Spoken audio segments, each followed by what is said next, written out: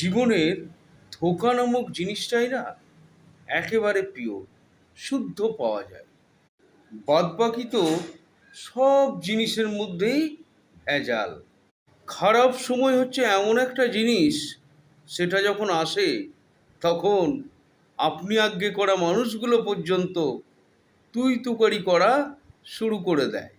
Success পাওয়ার পর বেশিরভাগ ওই মানুষগুলোই মিষ্টি খেতে আসে, যে মানুষগুলো তোমার দুঃখের সময় খোঁজ খবর নেয় না।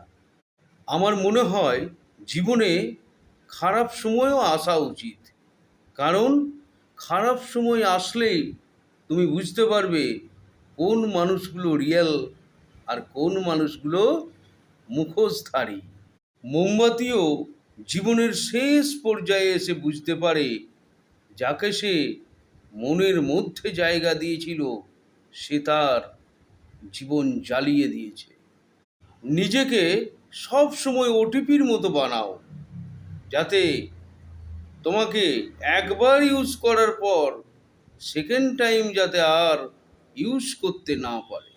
কিছু কিছু স্বার্থপরতার জন্য আজকাল এরকম হয়েছে, কেউ যদি খবরাখবর নেয় মনে হয় নিশ্চয়ই কোনো না কোনো দরকার আছে। যে জিনিসগুলো আর্ন করা যায় সেই জিনিসগুলো কারো কাছে চাওয়া উচিত নয়, সেটা টাকা পয়সা হোক কিংবা সম্মান হোক কিংবা ভালোবাসা। নিজের ভালো খবর, নিজের খুশির খবর সব সময় নিজের কাছেই রাখা উচিত, কারণ সবাই তোমার খুশির খবরগুলোতে খুশি হয় না।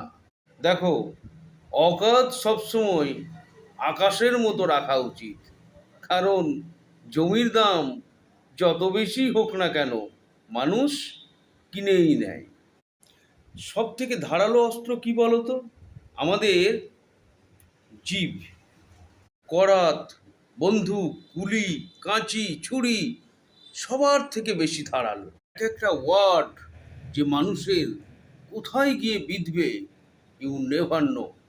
কত সম্পর্ক নিমিষের মধ্যে ভেঙে যায় মানুষের কথায়। কত মানুষের মনে আঘাত লাগে তোমার ওই একটা কথায়। তাই কথা সব সময় ভেবে চিনতে বলা উচিত। প্রত্যেকে ভালো থাকবেন। জয়গুরু এবং শুভরাত্রি।